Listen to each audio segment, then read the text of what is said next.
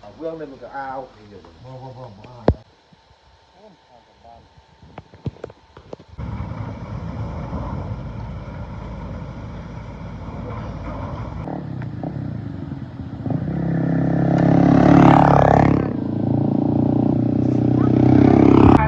้ยงผู้ชายใช่จะหวังแค่นอนกูเลยเราขอพรไปแล้วจะไม่เป็นไรเราเอามาใหม่เอาเก็บไว้แล้วจะได้มาสู่วันสุขวันนี้ก็ไม่แน่แน่นอน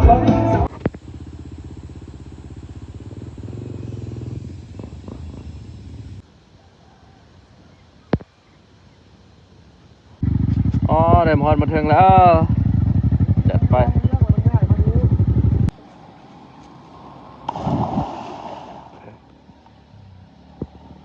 ไม่พักเลยเนี่ยไปเลยวิดีโอเลยอันนี้มิสเตอร์อาดัมเนาะอาดัมคลายมิ่งเตรียมเดินทางไปสยามบุรีดินแดนสร้างเผือก แรงสร้างให้ อันนี้มิสเตอร์ซิงพารามอเตอร์บอลลูนแล้วมิสเตอร์สมายร์ทัวร์มัตเตอร์แฮม ไปบ่ไปบ่บ่ไปแล้ว อุปกรณ์ครบแล้วเนาะ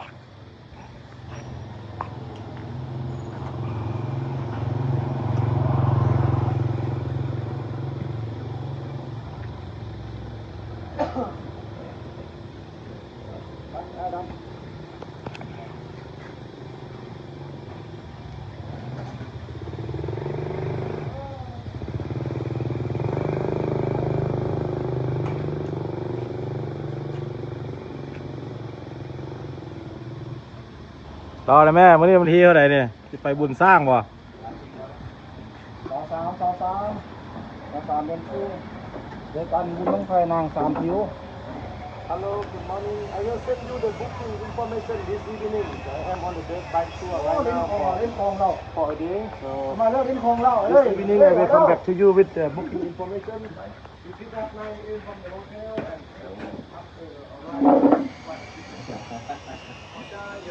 ไปง่ายตังให้หรอก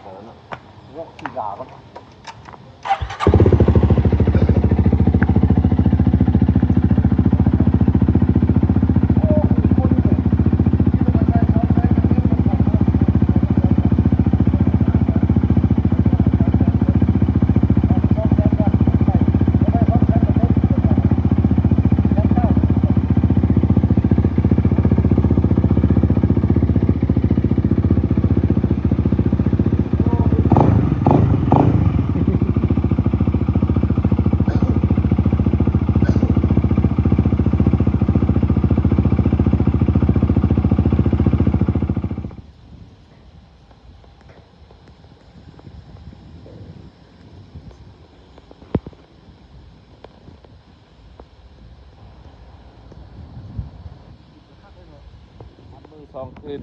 หรือว่า2 มื้อ 1 คืนเนาะวังเวียงสยามบุรีเมืองน่านไปบ้านเมืองทองดีแบบ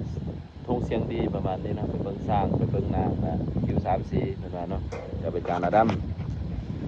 จานสิงห์เนาะระยะทางประมาณ 700-800 โลพุ่นแหละไปกลับจิบุกายเส้นทางต่อไปขี่ทางดีเนาะขากลับเนาะกลับเรียบน้ำโขงตัดใส่เมืองแมดออกเมืองเฟืองบ้านเมืองคีจบอยู่บ้านพลคำป้าปักซิบ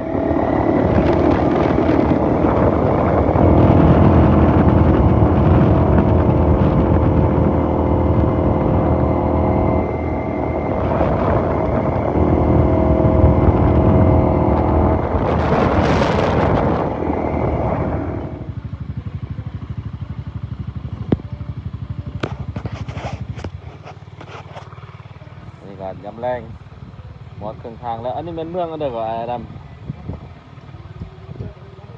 ไก่หลวงพระบางไก่เมืองน่านมาไก่สยามบุรีมาเข้าไปปากไร่จัดไปตอนรับด้วยสมาชิก Hello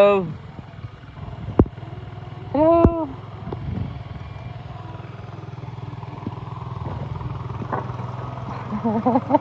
คุณ อ๋อละเอียดทริปนี้นะอันผู้ใดก็เป็นผู้วางแผนเนี่ยทริปนี้ก็ฮะบ่เพิ่นว่าบ้านไอ้แล่อยู่แถวนี้วะบ่แม่นติ โอ้ไปตื่มอีกน้อยหนึง อ๋อแผนพี่เล็กแน่ดำเลยอ๋อละเอียดเอาน้ำมัน บ้านเมือง โอ้โหเศรษฐกิจขอบเขตแถวนี้มันปลูกปาล์มปลูกมันปลูกสาลี่ยางพาราเนี่ยส่วนน้อยนิดนึง ใช่จ้ะ กับอันน่ะปลูกอีกครั้งก็การเกษตรดีกสิกรรมดีแถวนี้เขาเป็นอุตสาหกรรมเลยนี่อันนี้ทางหน้าเขาจะเป็นปาล์มเนาะปาล์มเหรอเฮินอ๋อละเอียด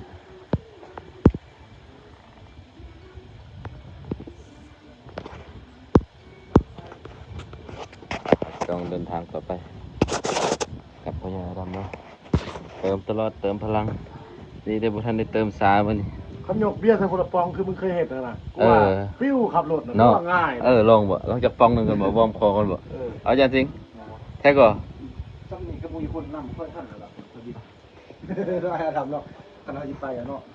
ว้าว พาแจ้งการในบุญน่ะปัจจุบันเรามี3คนน่ะ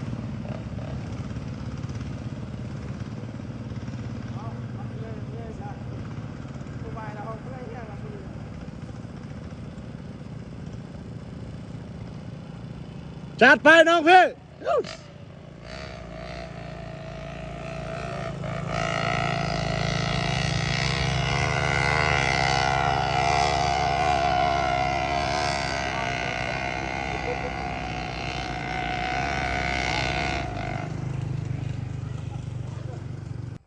ลงมาเลย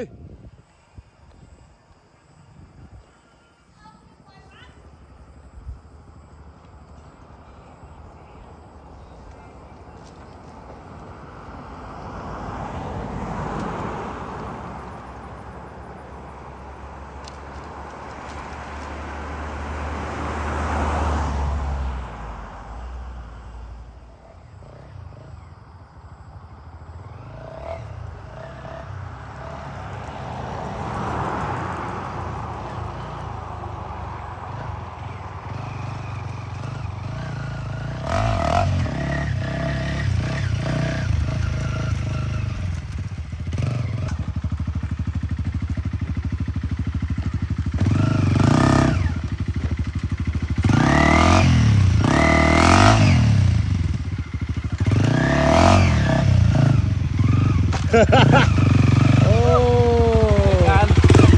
สุดยอดไปgo มันยังบ่เมื่อยมันว่านั่งมา 3-4 ชั่วโมงแล้วแต่ว่ามันว่าอัดอีกก่อน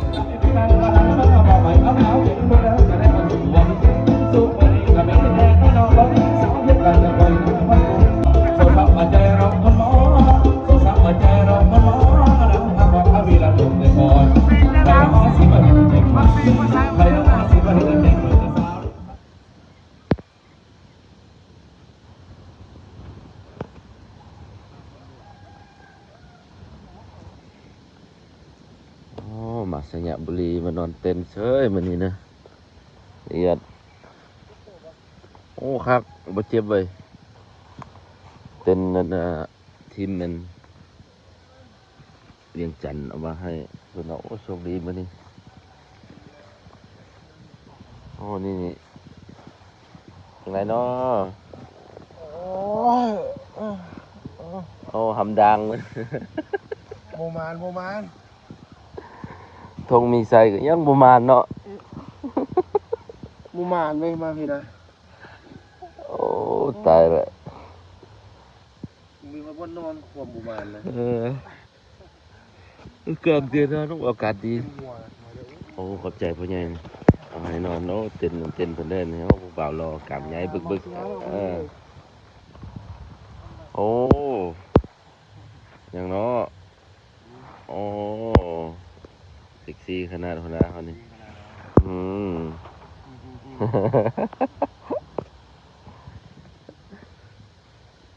ลุยกันต่อบุญบังไฟมื้อนี้นะ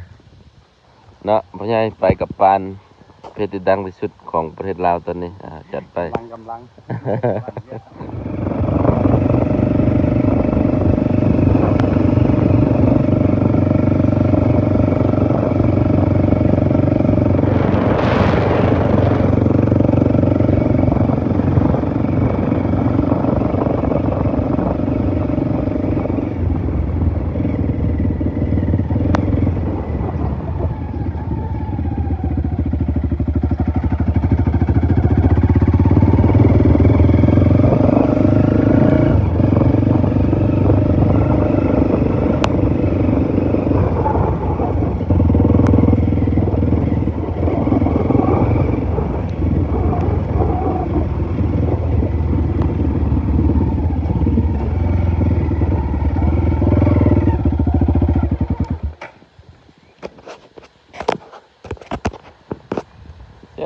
อนข้างทางฝนตกแผนการเราจะไปเบิ่งแคมป์สร้าง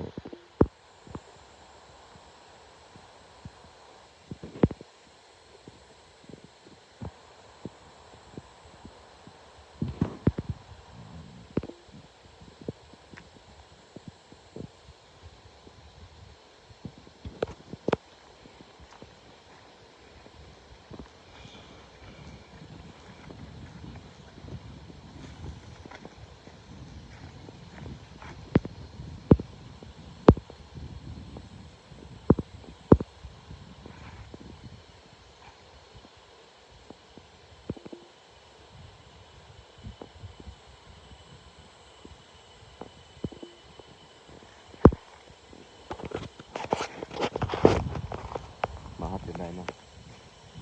ทีละเส้น home stay and sanctuary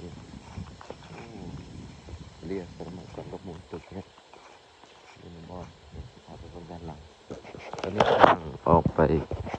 หากินเนาะกินข้าวเบิดมาโอ้ข้างหลังดีไซน์ในโฮมสเตย์แต่ละหลังเลย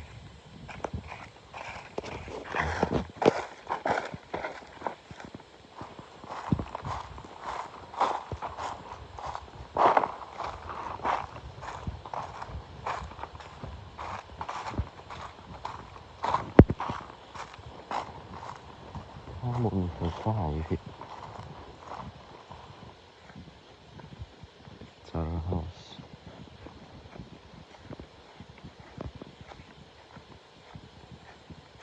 ปลูกผักกินเองอันนี้โกโต้เฮาส์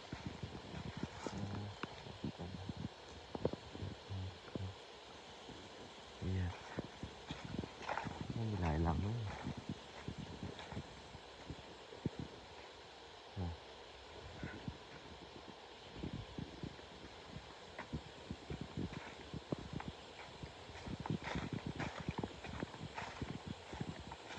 ขอขึ้นเบิ่งเลยเด้อ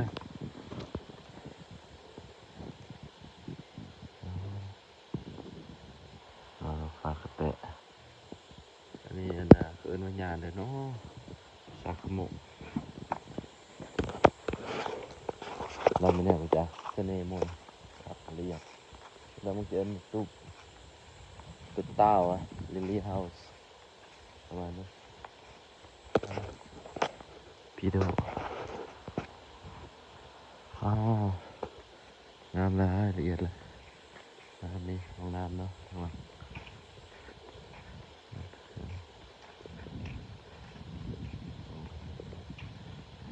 พนักงานเลยประชาชนกับเจ้าเนาะโอ้งามนะครับละเอียดดี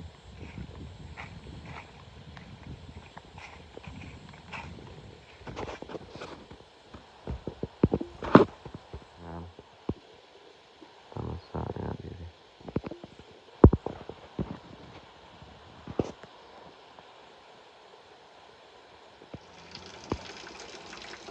โอ้ thank you ปิดเพลงให้พอดีเลย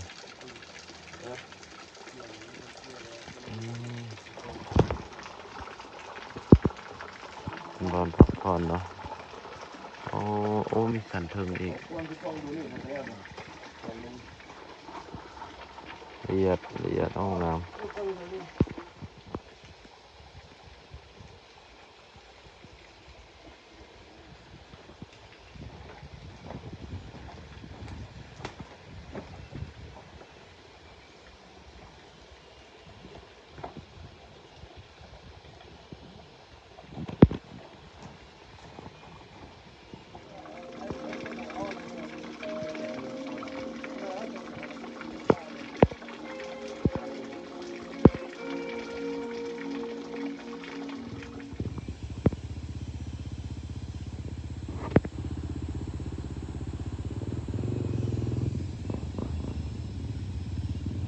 เอาแนวทางเนาะเอาวิธีทางเซอร์ไพรส์อาบน้ำขออนุญาตถ่ายเลยเด้อเอาอาบน้ำบ้านๆแต่คลาสสิกดีว้าว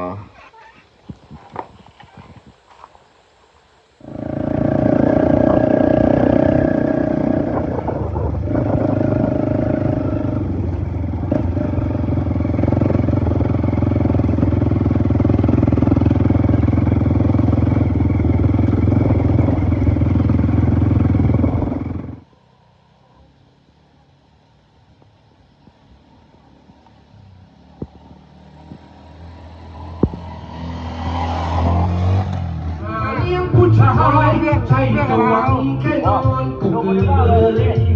เราขอพรไปแล้ ให้ ว ทุกสิ่งให้ทุกอย่างทำใจก็ยังไม่เคยแต่กันเลยหรือจะเทียบกับนางใช่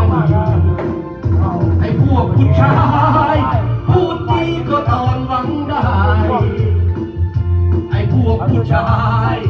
พูดร้ายก็ตอนจะหนีให้เงินเขาให้เขาเอาไปบนเปอร์ชนีโง่สิ่งดีมันคงถูกกันรับหลังโลกสีม่วงไปนี้ก็อยากสีเดิมใจทั้งดวงให้เธอคนเดียวมอบรักสม่ำเสมอรักที่สุดในโลกคนเดียวฉันเฝ้ารักเขาคนเดียวหัวใจทั้งดวงให้เธอไอ้ของน้องกลับคืนนะหากมีเวลาจงกลับมาเยี่ยมยามทางบ้านคิดถึงน้องอยู่ทุกวันพ่อแม่ทางบ้านเฝ้าห่วงคอยหาได้ขี่รถเก๋งอย่าลืมเสียงเพลงบ้านนะอย่าลืมของเฮาเคยมี ทางใกล้พ่อทางใกล้พ่อเอง อย่าเดือนง่ายสายลมพัดเป่าแนมเบิ่งเดือนดาวคิดข่าวหักว่า จากใครเนื้อลายรักอารมณ์ไม่แขวนพอแก้วสาวงามพอแก้วใส่ไหลลงน้ำของที่มันไหลลงอันใดมันคงไว้ไหลดีไหลยาว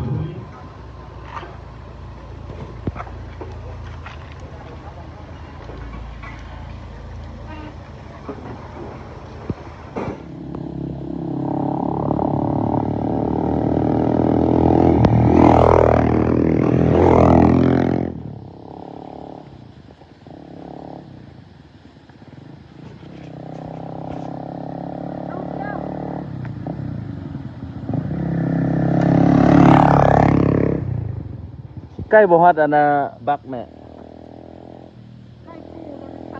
เดี๋ยวนะเออ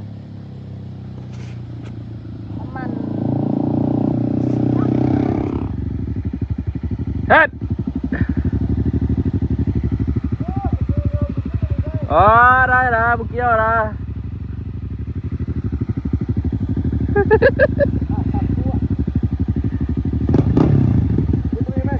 ตัวน้อยนี่นะตัวน้อยนะ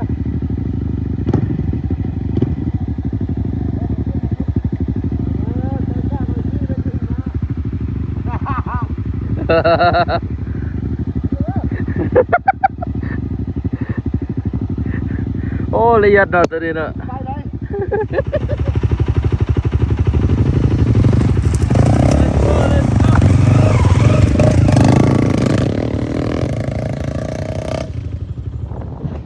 ขามบักมาไปเลย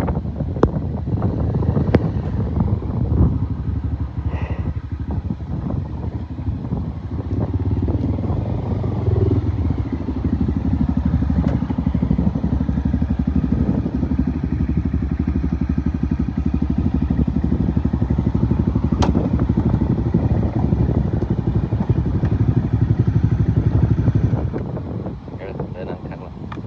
ไปกันละเอียด ปั๊บมาสิกดตัวอีก ได้ป่ะพ่อ สมัย เนี่ยเอาเหือลงกันเอาเหือลงกัน บ่ดึงตีนรถจะมาพี่กันนะ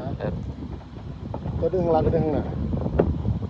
ถ้ามันได้อีกคันหนึ่งมันควง โอ้ แบบ ย นี้ พ นะ อวานเอาเหือลงก่อนเบิ่งก่อนได้3ป่ะ3 6กินจะเป็นบักเหยื่อเนาะบักเหยื่อขี่ลงเลยแสดงว่าแคบน้อยหน่อยดำเนาะได้ป่ะ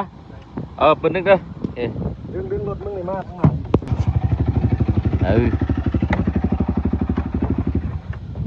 แอบนึงเอาหัวกันบ่1 2อีกไปนึง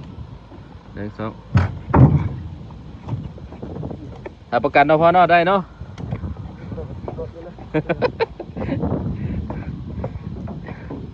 โอ้ครับบักคนละ70,000เนาะอีพอว่าจัดไปเมื่อยบ่จักเที่ยวแล้วมื้อนี้ว่าโอ้เอาใครมาทางนี้ก็อย่าลืมมาคามบักนะอีพอเด้ออีพอซื้อจังเหรออีพอซื้อเด้อประตูห้องประตูห้องเพิ่นประจำอยู่นี่เด้ออยู่บักเฮานี่แหละเอาโอ้บ่ของตัวบ่เอ็ดอันนั้นรถ ปิ้นหัวไปดิ โอ้ว่ะเอามาโอ้ละเอียดครับเอาบันทึกวิดีโอให้จัดไปได้ป่ะพ่อเงี้ยงวะ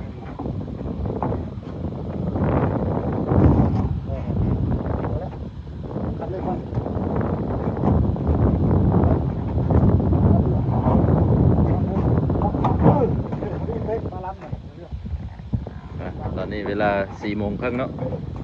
ไปนั่งทางเดิมจังบุงเงียง มันมีรถรุ่นหนึ่งย่างตั้มรถพลัง3 คันไปบ่ได้ เดินไปนะ ไปเอาออกคันนึง ไปปะตูหง let's go พายไปเลยบนติดจักรที่เฮาติดวะโอ้โอเคเอาเบียร์มาตอนนี้เนาะไอ้ดำจิบกล่องหนึ่งเนาะ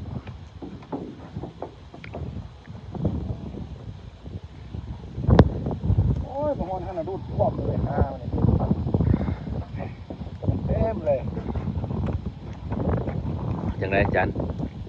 เหนื่อย นักก็พักซะด้วย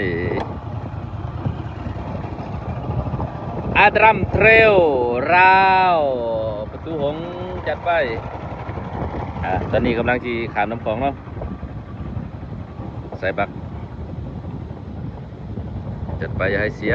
ไปปลอดภัยขามฟังให้ได้จัดไปพ่อแม่พี่น้องซ่องสมัยเร็วมาตรายสีวันที่23 ปีเดือน4 ปี 2026ได้เบิดเดินทางกับ CRF ผู้ใจ250,300 l มา Ghost Rider หรือ Enduro วงเวียนทีมงานเฮาก็ว่า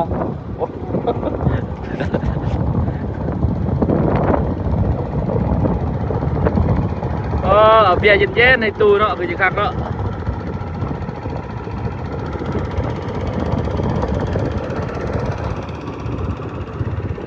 โอ้ยรถคือจะงวยได้ป่ะจำได้เนาะโอ้นั่งลุ่มอ่ะ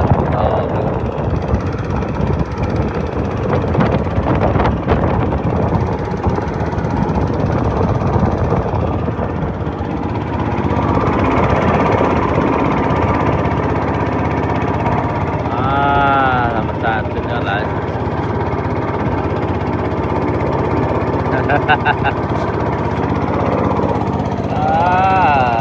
หักลายตู้สุดยอดเจ้านะตุ๊ปลาคือจีลายเนาะ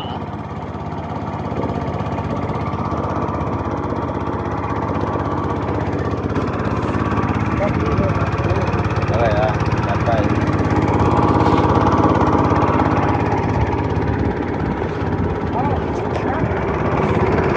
อะไรครับมาเรียบโย่ Ghost Rider ขับมาก็ประมาณ10 นาทีผ่านปักไปก็ลุยต่อเมืองเฟื่องบางทีเราจะเข้าเมืองแม่บางทีเราจะเข้าไปบ้านดอนเลยเดี๋ยวโค้งไปทางตัดเสียฝากติดตามไปรับกันกับสมัยเลยมาเตรียมเลยจัดไปบริการงามได้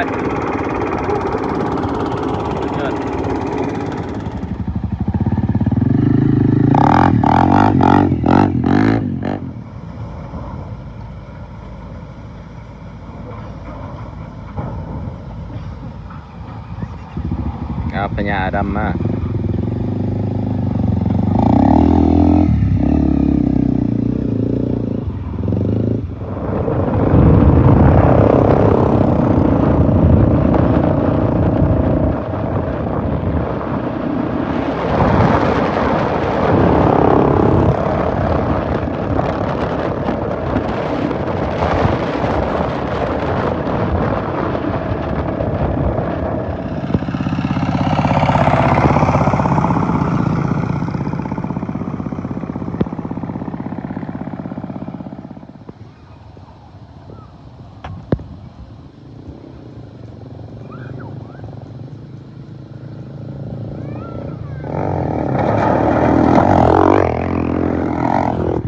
มฮอนมาถึงแล้วจัดไปแม่นบ่เบิ่งสภาพแต่ละองค์เลือกลายความรอจัดไปเห็นบ่เจียพี่น้องเด้อเจียออกมาแล้วตายเลยลังงอนเส้นทาง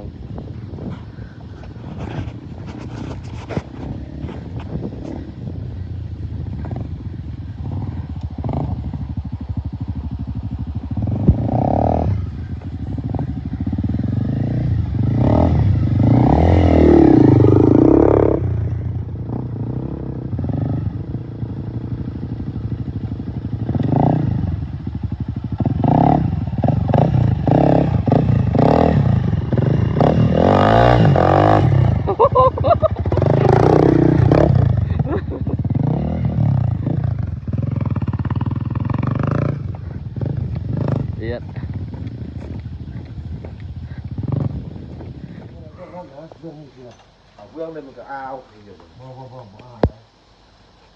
บุงะขาเนาะ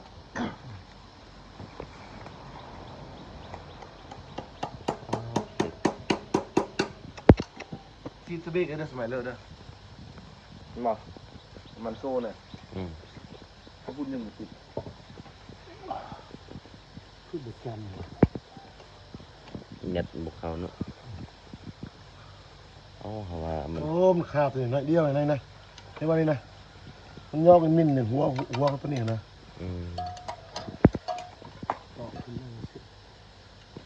สบายต่อเลยตู้โบข้ามขึ้นแล้วเอาเจียหั่นโอ้ดีต้องตู้โบหั่น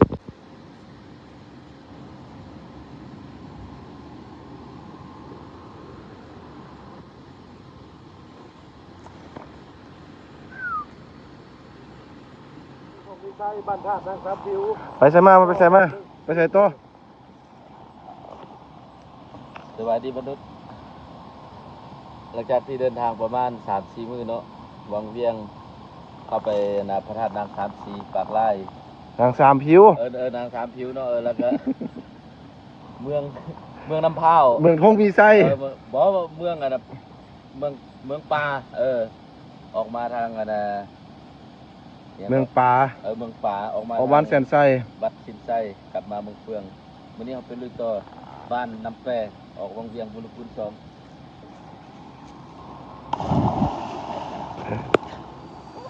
คือจะคิ้วเดือนหนึ่งเลยบุเรื่องน้ำตีที่แบบพี่ต้มแบบ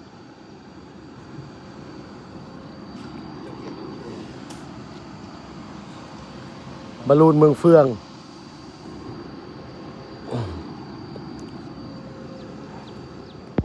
จักคนแบบพยายามเวลาเขาไปเห็นก็เลยจะไปกินเล่นเขาด้วย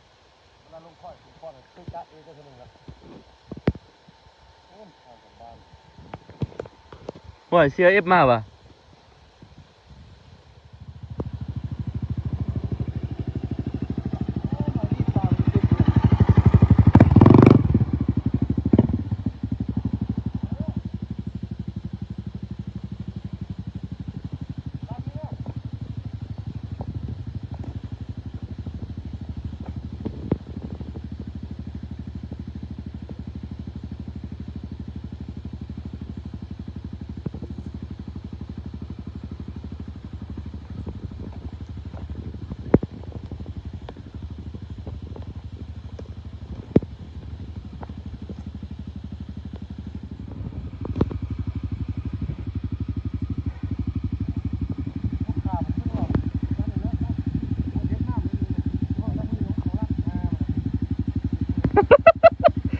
เสียหลักแต่ตอนนั้นมิดละ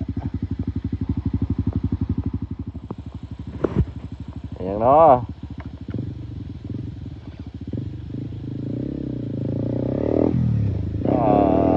ที่ถึงไหนเอาไปเงินทำที่เก่าปั๊บผมให้มาเอาอันเขาเล่นเลยพยาชีเพื่อนเลยนะเพราะว่าเขาเอาเล็กน้อยโอ้ คนละสภาพเลยตอนมา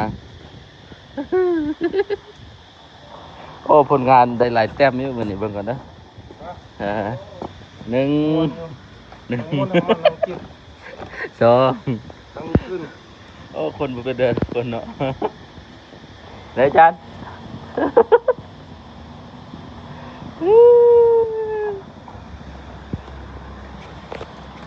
โอเคจบคลิปเราจะไป2 มื้อเคลาก4 มื้อโอ้ติดตามตอนต่อไปกับคลิปหน้าเด้ออีกคลิปเด้อว่าจะไปใส่ต่อเลยสิบ่ไปละสิขายรถออกแล้วเนาะโอเคบ๊ายบายจบภารกิจ4 มื้อ3 คืนกับบรรยากาศวังเวียงสยามบุรีวังเฟืองวังเวียงสัญญาการเดินทางประมาณหลักพันกิโลแล้วโอเคเจอกันใน EP ตอนต่อไปกับสมัยเลยมาตราแฮมเดอร์โกสไรเดอร์ทีมงาน 3CN เจอกับทีมงานลงพระบางขอบใจหลายๆเจ้าภาพทุกท่านครับขอบคุณโอเคบายบาย see you next time